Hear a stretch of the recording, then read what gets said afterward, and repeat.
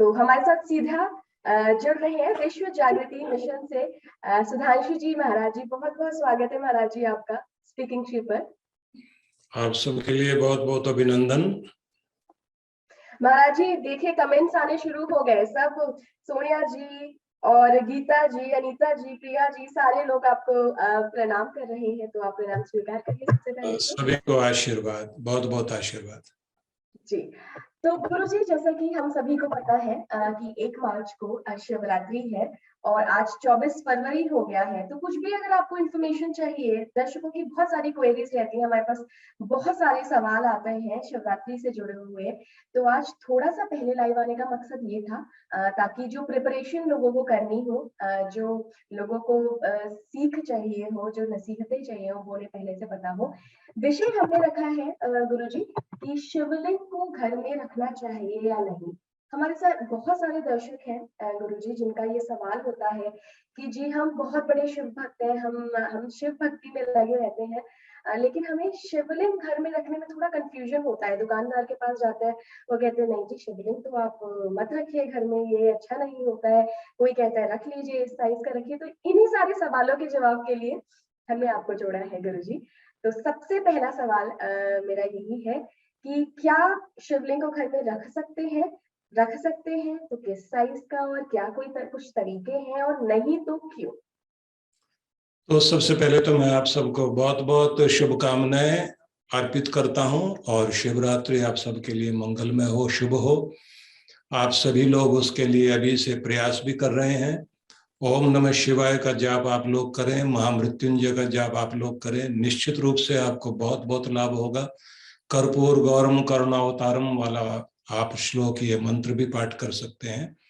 तो सबसे पहले तो ये जान लीजिए कि भगवान शिव जो है गौरी शंकर है, अर्धनारीश्वर है। भगवान शिव के 2 रूप हम लोग देखते हैं, एक उनका सौम्य रूप है, एक उनका रौद्र रूप है। उनका एक स्वरूप है कि वो परिवार के साथ बैठे हुए हैं और एक उनका वैरागी वाला रूप है। तो ये बात ध्यान रख लीजिए कि जब आप अपने घर में शिव के स्वरूप को स्थापित करते हैं और साथ साथ में जो है गौरी शंकर स्वरूप को, गणपति भगवान को स्थापित करते हैं, तो आपके घर में उस समय सुख, समृद्धि और परिवार की एकता बनती है।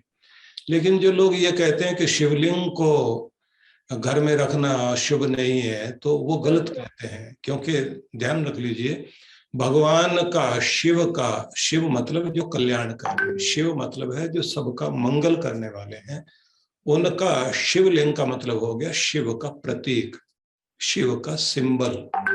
वह स्वरूप जैसे मधुमक्खी का छत्ता होता है, जैसे आप पूरे ब्रह्मांड का गोलाकार रूप देखते हैं, ग्लोब के रूप में देखते हैं, उसी तरह से जैसे पूरा ब्रह्मांड है, जैसे हमारा पिंड है, उसी तरह से उसी स्वरूप को दर्शाने के लिए शिवलिंग है।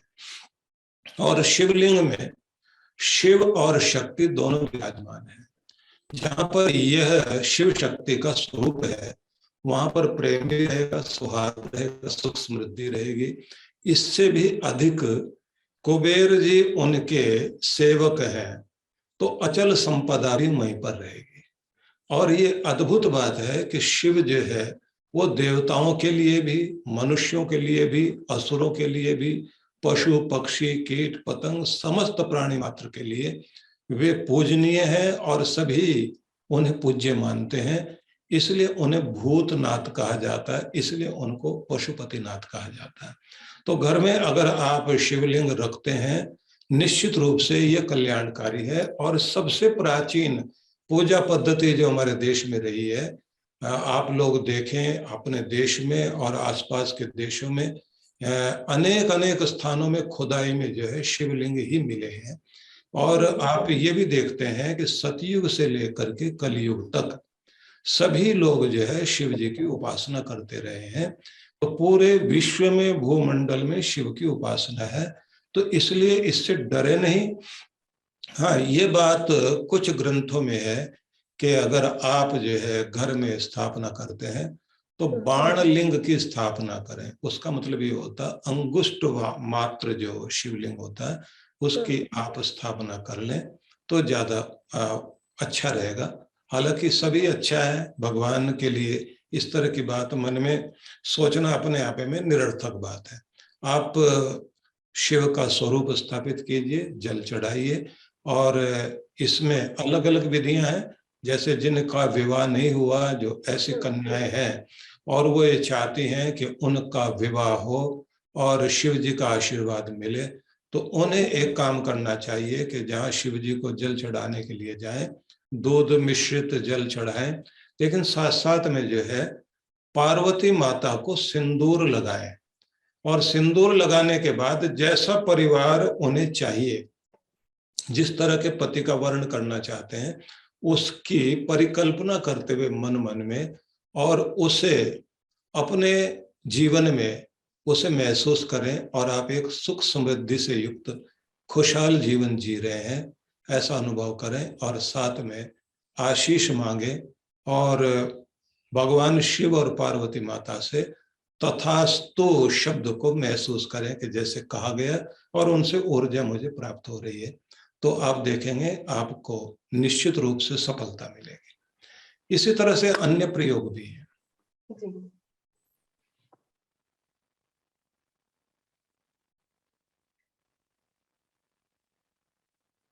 गुरुजी, आपकी बीच में थोड़ी सी आवाज चली गई थी। हाँ हाँ जी, अब आ गई है जी। तो राजकुमार जी हैं, राजकुमार चोपड़ा जी 2 बार सवाल कर चुके हैं। उनका सवाल सबसे पहले मैं लेना चाहूंगी।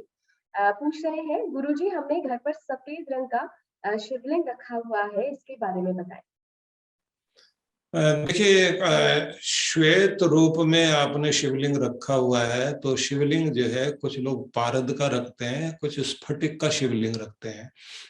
स्फटिक वाला जो शिवलिंग है अद्भुत शिवलिंग है वो, और निर्मलता का परिचायक है। इससे भी अधिक उससे जो लाभ आपको प्राप्त होता है, तो वह आप अपने नेगेटिव एनर्जी को दूर करके अपने जीवन में पॉजिटिव एनर्जी को धारण करने के लिए इस रूप में आप उनकी उपासना करते हैं, निश्चित रूप से उससे अद्भुत लाभ होता है।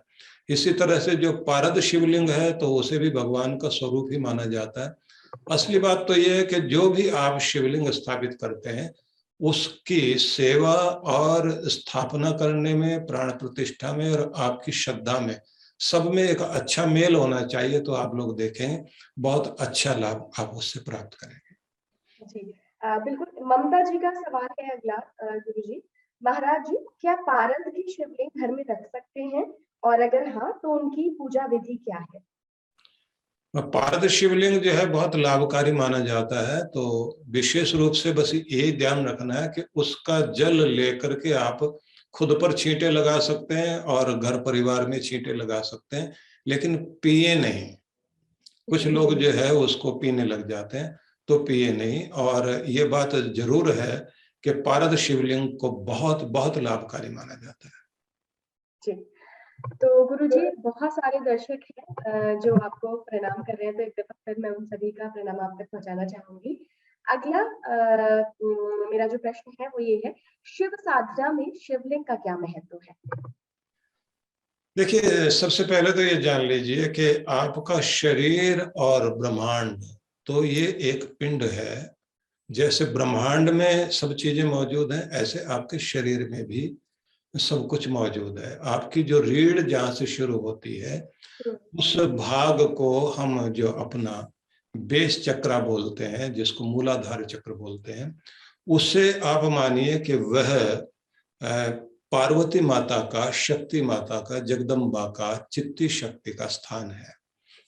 और हमारी जो स्पाइनल कॉर्ड है, जो हमारी रीढ़ है, उसको वहीं से शुरुआत होती है, जिसे हम कहेंगे बेस चक्र, मूल आधार। और इसी में आगे जो जितने भी चक्र हैं उनको पावर सर्किट माना जाता है। और ये हमारे जो पावर सर्किट हैं, इन सब के अंदर एक मिनी ब्रेन होता है। सबकी अपनी अलग अलग शक्तियां होती हैं, लेकिन जैसे आप अपनी ऊर्जा को अपने ध्यान से ऊपर उठाकर सहस्रार चक्र में ले जाते हैं, तो ये आपका कैलाश पर्वत है। और शिव साधना में एक बहुत महत्वपूर्ण कड़ी होती है आज्ञा चक्र, जिसको थर्ड आई बोलते हैं, तीसरा नेत्र। ये शिव नेत्र है। यहीं जाकर हमारी नासिका जुड़ती है और यहीं से भौएं शुरू होती हैं। तो जिस समय आप साधना करने बैठे तो उस समय ये अनुभव करना होता है कि आपका श्वास जो है आज्ञा चक्र से ही आ रहा है और वहीं जा रहा है। तो इसी में आप ओम नमः शिवाय का जाप करते हुए ध्यान करें। तो यहां जब आप ध्यान करते हैं तो ये बात ध्यान रख लीजिए कि दो पंखड़ियों के साथ शिवलिंग इस आज्ञा चक्र में विद्यमान आपको अनुभव होगा। मतलब यह एक ज्योति चक्र है जिससे आप अपनी आत्मा से जुड़ते हैं और अपने परमात्मा से जुड़ते हैं। पूरे ब्रह्मांड में जो विश्व शक्ति विद्यमान है उस शक्ति को अपने सहस्रार चक्र में धारण करते हुए पूरे शरीर में उसे प्राप्त करना और ग्रहण करना, ये शिव साधना में एक विशेष रूप से लाभकारी होता है। और ये बात ध्यान रख लीजिए कि हम सबकी यात्रा भूलोक से शिवलोक की यात्रा है।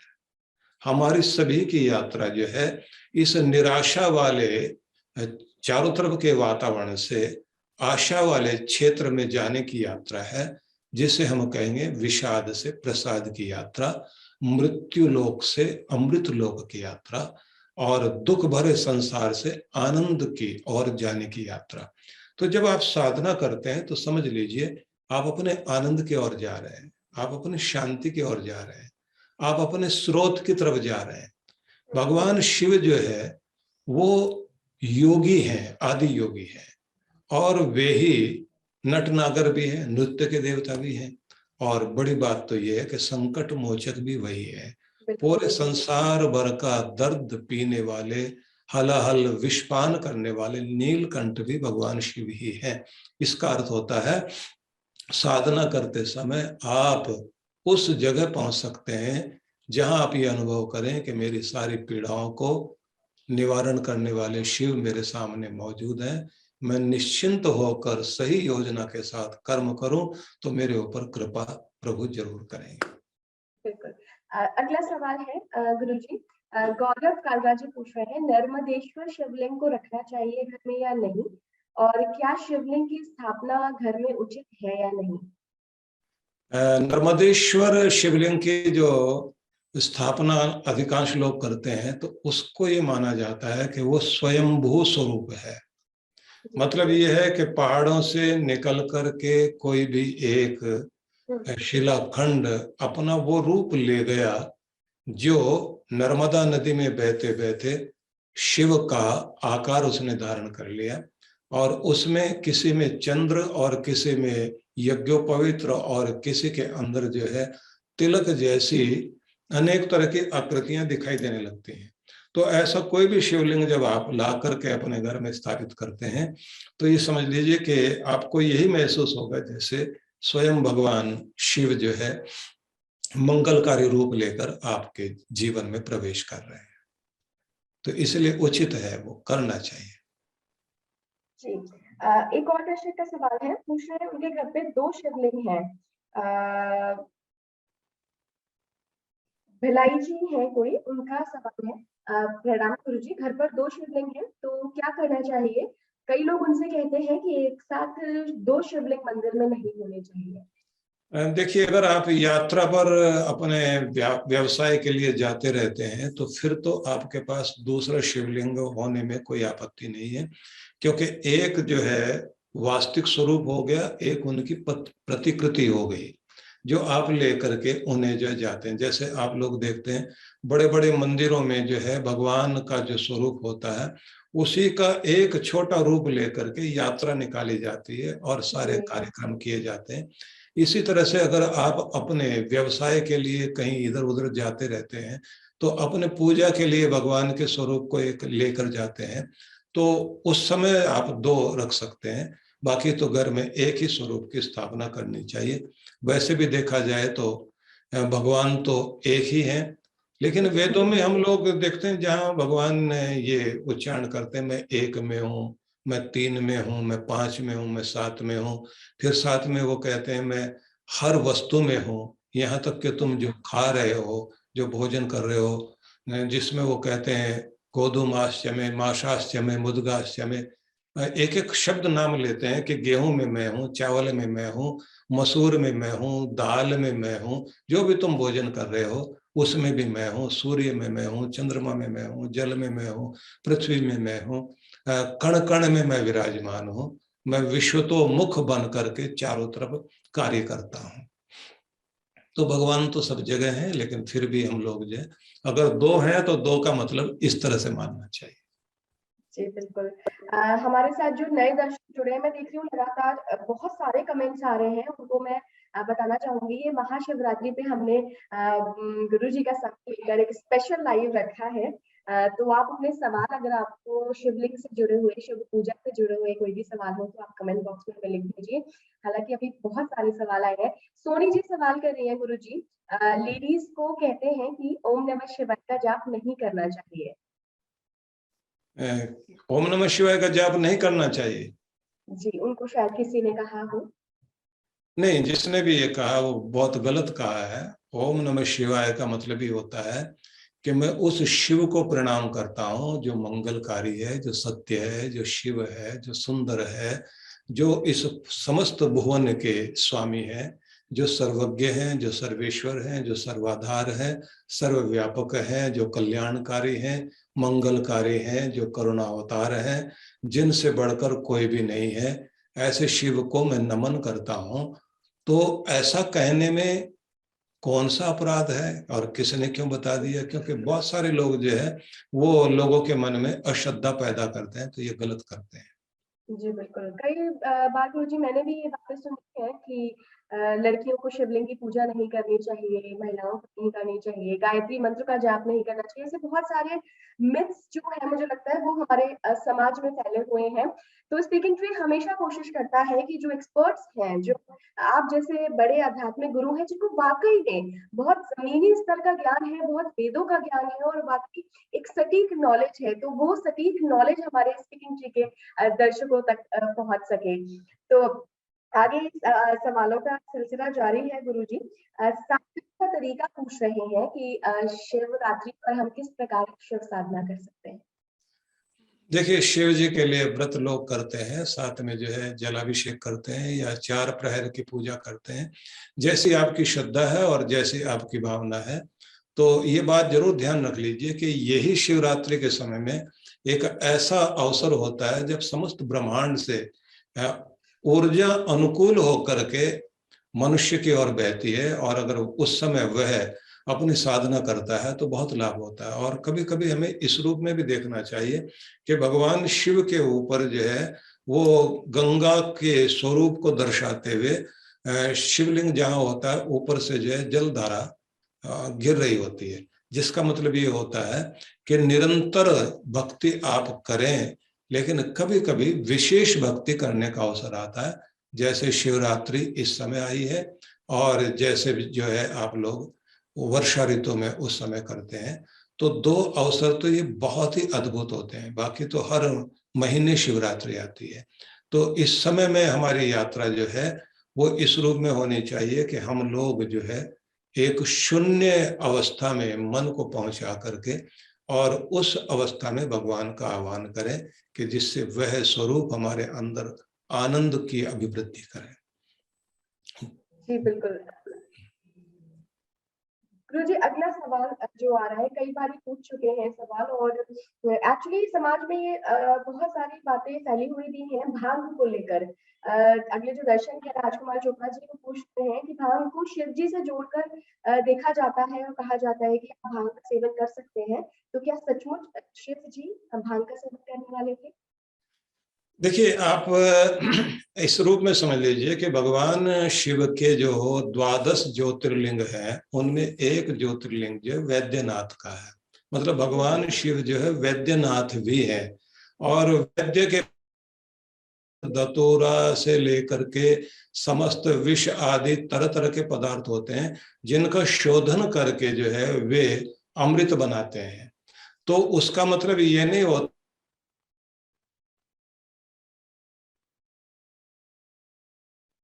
तो ऐसा नहीं है। हाँ, शिव जी को ये समस्त जड़ी बूटियां चढ़ाई जाती हैं, वे सभी जड़ी बूटियां चढ़ाई जाती हैं जिनको आप जो है भांग धतूरे से लेकर के अन्य सभी तरह के बिल्व पत्र वगैरह सभी चढ़ाए जाते हैं। जैसे बिल्व पत्र चढ़ाए जाते हैं तो ये अपने आप में एक बहुत जबरदस्त औषध है, जो आपके शुगर में लाभ देने से लेकर के अन्य बहुत सारे लाभ करती है। ऐसे जो बेल होता है, बेल चढ़ाते हैं, बिल्व फल चढ़ाते हैं, पेट संबंधी सारे रोगों को दूर करने में जो है बिल्व का फल जो है बहुत काम आता है। तो ऐसे सारी जितनी जड़ी बूटियां हैं उनको दर्शाते हुए ये कि भगवान जो है मंगलकारी है, उन्होंने प्रत्येक जड़ी बूटी के अंदर अपना स्वरूप स्थापित किया है, लेकिन योग्य व्यक्ति, सही जानकार व्यक्ति के द्वारा उनके माध्यम से औषध का प्रयोग करें तो लाभकारी होता है। जन सामान्य को अगर हम ये कहें भांग आपने चढ़ाई वो खा लिए तो अब धतूरा भी खाइए, अर्क भी खाइए, तो आप जो है वो आपके लिए वो लाभकारी नहीं होगा।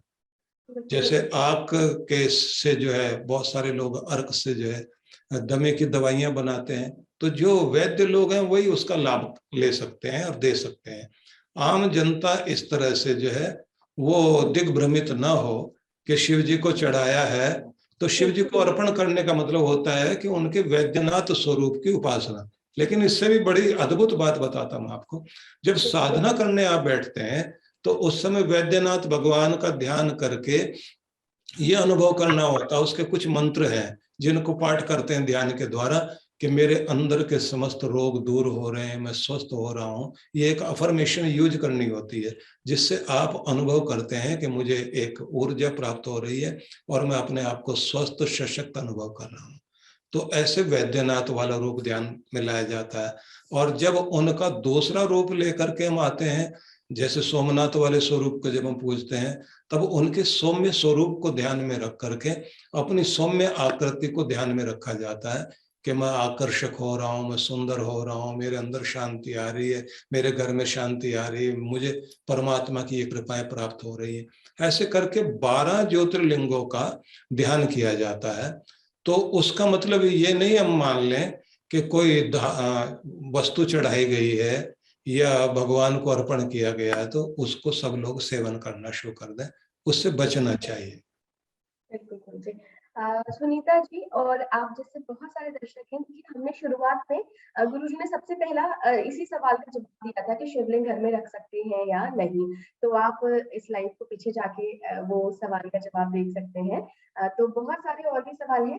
कृपा जी पूछ रही हैं, प्रणाम गुरुजी, शिवलिंग पे कुमकुम से तिलक करना चाहिए या सिर्फ चंदन से ही करना चाहिए?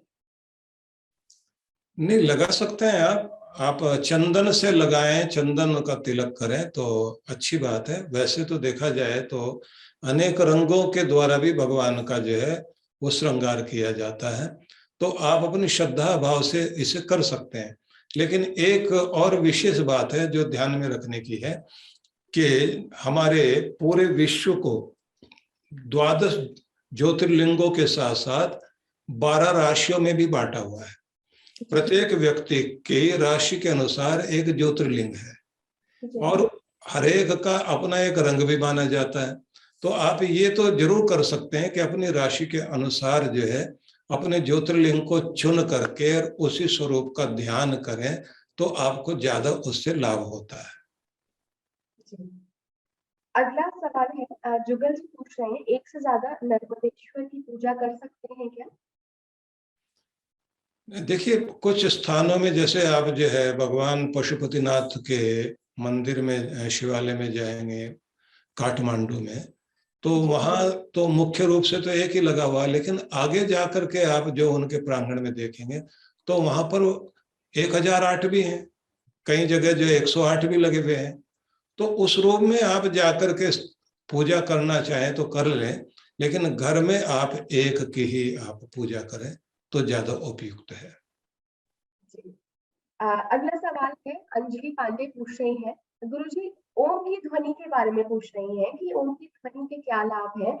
आप जवाब दें इसके पहले एक छोटा सा किस्सा बताना चाहूंगी। जब हम भी अपना जर्नलिज्म का कोर्स कर रहे थे तो हमारे प्रोफेसर भी कहते थे कि देखो ओम की ध्वनि जो है ये यूनिवर्सल ध्वनि है, ये साउंड ऐसी है कि तुम कॉन्सेंट्रेट कर पाओगे। तो गुरुजी आगे और क्या क्या इनके लाभ हैं ओम की ध्वनि के, उसके बारे में प्लीज कुछ बताइए। देखिए, सबसे पहले तो ये जान लीजिए कि ओम की ध्वनि जो है ये आदि ध्वनि कहलाई जाती है। सर्वप्रथम जो प्रकट हुई ध्वनि उसको ओंकार की ध्वनि कहा जाता है, और ओंकार की ध्वनि का उच्चारण करने से आपकी रीढ़ से वाइब्रेशन होते हुए सिर तक जाती है, और इससे आपकी ऊर्जा ऊपर की तरफ उठती है। ये भी बात जरूर ध्यान रख लीजिए कि ओम में 3 मात्राएं मानी जाती हैं, अ, ओ और म। तो जैसे आप अ अक्षर बोलते हैं तो आपने देखा होगा कि अ बोलते हुए आपका होठ खुलते हैं, तो उसका मतलब जी। होता है कि आप उन्हें याद कर रहे हैं जो संसार का स्विच ऑन हम्म, करते हैं, ब्रह्मा जी। जैसे आप ऊ बोलते हैं, ऊ, तो होठ गोल हो जाते हैं, तो मतलब सारे ब्रह्मांड को अपने कोख में रखकर, अपने उदर में रख करके जो पोषण करते हैं, गर्भ में रखकर जो पोषण करते हैं, उस भगवान पालनहारे विष्णु भगवान को आप याद कर रहे हैं। लेकिन जैसे आप ओम म बोलते हैं तो होठ बंद हो जाते हैं, तो उसका मतलब होता है कि स्विच ऑफ करने वाले शिव जी का, महेश्वर का आप ध्यान कर रहे हैं। तो जैसे आप ओम बोलते हैं तो ब्रह्मा विष्णु महेश त्रिदेव तीनों शक्तियां इसी में विराजमान हो जाती हैं। तो जब इनसे आप किसी भी मंत्र से पहले ओंकार का उच्चारण करते हैं तो उस मंत्र की शक्ति ही ओंकार से आती है। और जब आप ध्यान में ओंकार का उच्चारण करते हैं तो ध्यान में, पूजा में ओंकार का उच्चारण करते हुए आपको अनेक अनेक लाभ होते हैं, क्योंकि इस थोड़े से समय में सारी चीजें नहीं बताई जा सकती। फिर भी ये बात जरूर ध्यान रख लीजिए कि ओंकार का उच्चारण करते हुए आप इस असार संसार से पृथक होकर के अपने स्रोत से, अपने सोर्स से भगवान से जुड़ते हैं। इसलिए ओंकार आपके लिए बहुत लाभकारी है। बिल्कुल। सोनी जी सवाल कर रही है कि क्या महिलाओं के लिए शिवलिंग को स्पर्श करने की मनाही होती है? ऐसा कुछ भी नहीं है। महिलाएं जो है, क्योंकि देखा जाए तो शिवलिंग का मतलब ही है जहाँ शक्ति और शिव दोनों विद्यमान हैं, और शिवलिंग में तो ब्रह्मा विष्णु महेश तीनों का समावेश माना जाता है, तो इसलिए आप कर सकते हैं। और क्योंकि पार्वती माता ने भी अपनी सिद्धि प्राप्त करने के लिए शिव जी की उपासना की, तो शिवलिंग बना करके उनका पूजन किया। सीता जी के लिए भी माना जाता है कि उन्होंने शिव उपासना की। इसी तरह से कुंती के लिए कहा जाता है कि उन्होंने भी शिव जी की उपासना की। यहाँ तक कि गांधारी भी शिव की उपासना करती रही हैं, और राम जी ने तो रामेश्वरम में रामेश्वर की स्थापना करके ही शिव के साथ स्तवन करके विजय का मंगलकारी आशीष लिया। और उस समय ये बात प्रकट हुई कि राम और शिव अलग अलग नहीं, एक ही शक्ति है। तो इसलिए कर सकते हैं आप, महिलाओं के लिए कोई दिक्कत वाली बात नहीं। जी। जयेश जी नागपुर से जुड़े हैं हमारे साथ। सबसे पहले तो वो आपको प्रणाम कर रहे हैं गुरु जी। उनका सवाल ये है, पूजा घर में शिव जी की मूर्ति रख सकते हैं क्या? बिल्कुल रख सकते हैं, और जितने भी लोग प्रणाम कर रहे हैं मैं इकट्ठा ही एक ही बार में सबको आशीर्वाद दे रहा हूँ। आप सब लोग जो है अपने प्रेम से जुड़े हुए हैं।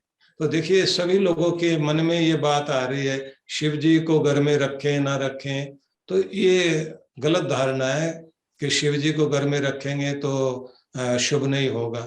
असल में लोगों ने ये समझा हुआ है कि शमशान घाट में भगवान शिव विराजमान है, तो घर में रखते जो है वो कहीं जो है उनका वो रूप तो नहीं प्रकट हो जाएगा। तो सबसे पहले तो मैं आपको ये बता दूं कि किसी भी शमशान घाट में शिवलिंग वाला स्वरूप तो स्थापित किया ही नहीं जाता। वहां एकाकी रूप में जो है शिव जी विराजमान है, ऐसा जरूर दर्शाते हैं। और उसके पीछे भावना एक ही है कि एक ही ऐसी जगह है जहां जाते आदमी संसार भूल जाता है और भगवान याद आने लग जाते हैं। और वो जगह सिर्फ जो है शमशान घाट है, जहां पर आदमी जो सोचता है कि क्या रखा है जीवन में, कि कल ये आदमी हंस बोल रहा था और आज दुनिया से चला गया है। तो जहां जाकर सीधे सीधे भगवान याद आता है तो बोले वो शमशान घाट है। उस जगह को याद रखना चाहिए, क्योंकि वहां तो साक्षात भगवान वास करते हैं। तो फिर लोग ये समझने लग जाते हैं मुक्ति देने वाले तो शिव ही है, तो इसलिए अगर शिव को घर में ले आए तो फिर वो तो मुक्ति देंगे, मुक्ति तो देंगे नहीं। तो ये गलत धारणा है आपकी। मैंने आपसे फिर ये कहा कि अगर आप एक प्रेम भरी जोड़ी की कल्पना करते हैं तो इस संसार में शिव पार्वती से बढ़कर कोई जोड़ी नहीं है। कहते ना, एक बार शिव जी से पार्वती माता ने पूछा कि ये जो आप अपने गले में रुंडों की माला डालते हैं ये क्या है? तो शिव जी ने कहा कि जितनी बार भी तुम इस पृथ्वी पर जन्म धारण करके आए और तुमने शरीर छोड़ा तो तुम्हारे उस सिर को मैंने धरती पर गिरने नहीं दिया, मैंने उसकी माला बना ली है और तुम्हारे हर रूप को मैं माला बनाकर गले में धारण करता हूं और ये मेरे हृदय तक आती है, जिसका मतलब ये है कि ये मेरा प्रेम है। तो इतने प्रेम करने वाले को आप ये समझें कि उनका रूप घर में आने से प्रेम नहीं रहेगा बल्कि प्रेम बढ़ जाएगा।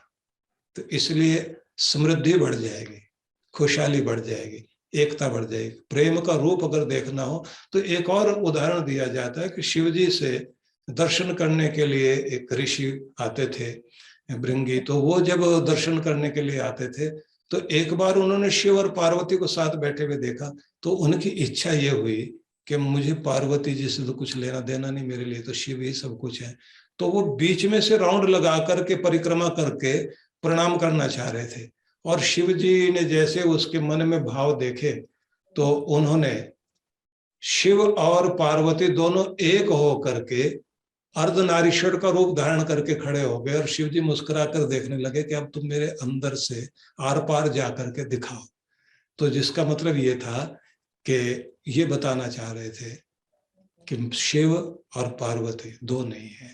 तो जहां प्रेम का इतना बड़ा रूप हो और उस रूप को आप ये कहें घर में रखने की जरूरत नहीं, घर में आज तो सबसे ज्यादा जरूरत इसी की है, क्योंकि लोगों के अंदर से प्रेम रूठ गया है, करुणा चली गई है, लोगों के अंदर जो सौहार्द चला गया। एक बात जरा सोच के देखिए कि जिस जगह पर शिव विराजमान है वहां पर विपरीत स्वभाव के कुछ जीव दिखाई देते हैं। शेर, बैल, मतलब नंदी, शेर भी है, नंदी है और साथ में सर्प है और इसी के साथ मोर है। तो आप इस तरह से देखिए, इधर चूहा है कि गणपति का जो वाहन है वो चूहा है और शिव जी के गले में जो है सांप है और शिव जी जिस पर बैठकर चलते हैं वो नंदी मतलब बैल है और पार्वती माता जिस पर बैठ करके चलती हैं वो शेर है और कार्तिकेय जिस पर बैठते हैं वो मोर है। अब स्थिति क्या है कि मोर अगर सांप को देख ले तो उसे पकड़ने के लिए भागता है और सांप अगर चूहे को देख ले तो वो उसके बिल में भी घुस करके उसको खाने के लिए दौड़ता है और शेर अगर बैल को देख ले तो उसे मारने के लिए दौड़ता है। लेकिन जिसके घर के आगे विपरीत स्वभाव के लोग भी अपना स्वभाव भूलकर प्रेम से बैठे हो वो शिव जी का दरबार है। तो जिस घर में शिव जी विराजमान है तो ये मान लीजिए कि विपरीत स्वभाव वाले लोग भी उस घर में एक होकर के बैठा करते हैं। इसलिए शिव की उपासना इस देश में सबसे अधिक हुई। और मैं एक और निवेदन करूंगा आपको, हिमालय पर्वत कहिए या कैलाश पर्वत कहिए, वहां शिव जी विराजमान है और हिमालय से लेकर के आप भारत की परिकल्पना कीजिए, सुदूर दक्षिण में जाइए जहां से जो है सागर भारत को छूता है, तो उस स्थान को बोलते हैं कन्याकुमारी। कन्याकुमारी और इधर कैलाश शिखर। तो आप सोचिए कुमारी कन्या कौन? पार्वती माता। और शिव जो है वो पर्वत पर बैठे हुए हैं। तो शिव पर्वत पर बैठे हुए हैं तो आप देखेंगे कि जहां पहाड़ आकर के मिलते हैं, मतलब नीचे आकर के खत्म होते हैं, वो जगह जो है ऋषिकेश है। वहां जो पर्वत है उसे शिवालिक बोलते हैं, मतलब हो गया शिव की अलख, लटें। तो क्या पता लगा कि भारत की परिकल्पना भी शिव के रूप में ही है, पूरा देश जो है शिव में है, कुमारी कन्या पार्वती माता। और इसी तरह से माना जाता है कि आपके शरीर में रीढ़ जहां से शुरू होती है तो वहां पार्वती माता बैठी हुई है और जहां जाकर रीढ़ मिलती है और सिर का ऊपरी भाग है वो आपका कैलाश पर्वत है। और जब आप साधना करते हुए अपनी शक्ति को यहां ले आते हैं तो ये शिव और शक्ति का मिलन, ये शिवरात्रि है। इसलिए पूरा भारत शिव में है, हमारा शरीर शिव में है और पूरे संसार में 3 ही तो रूप है, सत्य के उपासक। सारे पत्रकार, सारे लेखक, सारे चिंतक सत्य के उपासक हैं, और सुंदरम के उपासक सारे कलाकार। और जो सबके कल्याण करने के लिए समाज में नेता और उद्धारक जो भी लगे हुए, सुधारक लगे हुए हैं, वो शिव के रूप में है। सत्यम शिवम सुंदरम, इसी में तो सारा संसार समाया हुआ दिखाई दे रहा है। बिल्कुल गुरुजी। गुरुजी, आखिरी सवाल बस मैं पूछना चाहूंगी, क्योंकि 1 मार्च को शिवरात्रि है, आप भी बहुत ज्यादा व्यस्त रहेंगे, बहुत सारे स्केड्यूल है आपके लिए। तो गुरुजी, कोई एक मंत्र मैं चाहती हूँ सारे ही दर्शकों के लिए, जितने लोग हमारे साथ जुड़े हैं और आगे रिकॉर्डेड लाइव भी ये यूट्यूब और फेसबुक के माध्यम से कई जगहों पे देखेंगे, तो कोई एक मैं चाहती हूँ हमारे दर्शकों के लिए आप दीजिए। और एक बस और सवाल, क्या शिवरात्रि, महाशिवरात्रि पर जिसके मंत्र का आप बताएंगे जाप करना है, वो क्या रात में करना ज्यादा फलित होगा या हम कभी भी कर सकते हैं? देखिए, शिवरात्रि वाला तो पूरा दिन ही मंगलकारी है, और पूरे दिन में और पूरी रात्रि में आप उसका लाभ ले सकते हैं। लेकिन अगर आप इस समय, जैसा इस समय का दौर चल रहा है, क्योंकि चारों तरफ जो है महामारी का भी प्रभाव है, और विपद भी है, और तनाव, दबाव, दुख, तो ये माना जाता है कि एक ही दर ऐसा है, एक ही दरबार ऐसा है जहाँ सबके आंसुओं का हिसाब होता है, जहाँ सबको मुस्कुराहट दी जाती है, वो शिव का दरबार है। और जब कोई और उपाय नहीं सूझता, तब इंसान आखिर में शिव की शरण में आकर के एक चीज करता है उस समय, महामृत्युंजय का जाप। तो आप इस मंत्र को ध्यान में रख लीजिए, त्र्यंबकम यजामहे सुगंधिम पुष्टिवर्धनम उर्वारुकमिव बंधनान् मृत्योर्मुक्षीय मामृतात्। ये मंत्र जो है, इसकी एक माला उस दिन करके आप भगवान को जल चढ़ाएं और थोड़ी देर ध्यान जरूर करें, और उसके बाद में आप प्रार्थना करें। प्रार्थना करते समय आप जरूर ये कहें, ओम त्र्यंबकम यजामहे सुगंधिम पुष्टिवर्धनम। हे त्रिकालदर्शी परमेश्वर, मेरे शिव, मेरे भोलेनाथ, मेरे महादेव, मैं आपका ध्यान करता हूँ। सुगंधिम पुष्टिवर्धनम, आपका ध्यान करने से सुगंधी यश की प्राप्ति होती है। पुष्टि, व्यक्ति जो है फलता फूलता है। वर्धनम, उसकी उन्नति होती है। उर्वारुकमिव बंधनान् मृत्योर्मुक्षीय। हे भगवान, जिस तरह से फल पककर डाल से अपने आप पृथक हो जाता है, इसी तरह से हम पूर्ण आयु भोग कर इस जीवन से पृथक होकर आपको प्राप्त हो। मृत्योर्मुक्षीय मामृतात्, हमें दुख से, मृत्यु से और मृत्यु के कष्ट से बचाना, लेकिन अपनी अमृत छाया में, आनंद में हमें सदा ही समाहित रखना। हम आपकी शरण में सदा बने रहें, हम पर कृपा करना। ऐसे जो है प्रार्थना कीजिए तो आपको बहुत लाभ होगा। जी बिल्कुल गुरुजी। गुरुजी बहुत बहुत धन्यवाद। आखिर में बस इतना ही कहना चाहूंगी, क्योंकि आपने जिस राशि और शिवलिंग का जिक्र किया था कि राशि के अनुसार आप शिवलिंग की स्थापना कर सके, बहुत सारे सवाल आ रहे हैं। क्योंकि हमारे पास समय की कमी है, तो मैं चाहूंगी कि आप स्पीकिंग ट्री के वेबसाइट पे जाइए, वहाँ गुरुदेव के आर्टिकल्स होते हैं, तो मैं गुरुजी से भी रिक्वेस्ट करूंगी कि इस पर अगर छोटा सा एक लेख हो जाए तो हमारे दर्शकों को पता भी लग जाएगा, क्योंकि ये वाकई नई बात पता चली है, ये ज्यादातर लोगों को नहीं पता थी अभी तक कि आप राशि के अनुसार भी शिवलिंग की स्थापना कर सकते हैं। तो गुरुजी, आपसे निवेदन है कि आप हमारी स्पीकिंग ट्री की वेबसाइट के लिए इस लेख को अगर लिख सकें समय निकालकर, तो हमारे दर्शक पढ़ सकते हैं। मैं ये सभी के लिए प्रार्थना करूंगा कि आप लोग स्पीकिंग ट्री पर जा करके, अनेक हमारे इंटरव्यू हुए हैं, अनेक अनेक तरह के विषयों पर हुए हैं, और काशी विश्वनाथ पर एक बहुत अलग तरह का इंटरव्यू हुआ था, जिसमें कुछ महिलाओं का वर्णन मैंने किया था, जिन्होंने जो है इतिहास ही बदल दिया, रूप ही बदल दिया। 365 दिन तक कोई एक महिला डुबकी लगा करके हर दिन एक संस्कृत पाठशाला की स्थापना करती है और विद्वानों का जमघट खड़ा कर देती है। तो ऐसे वर्णन जो है अपने आप में कुछ चीजें हैं, उदाहरण हैं जो बड़े चमत्कारी दिखाई देते हैं कि ऐसा इतिहास में घटा। तो वो इंटरव्यू आप लोग वहां देख सकते हैं।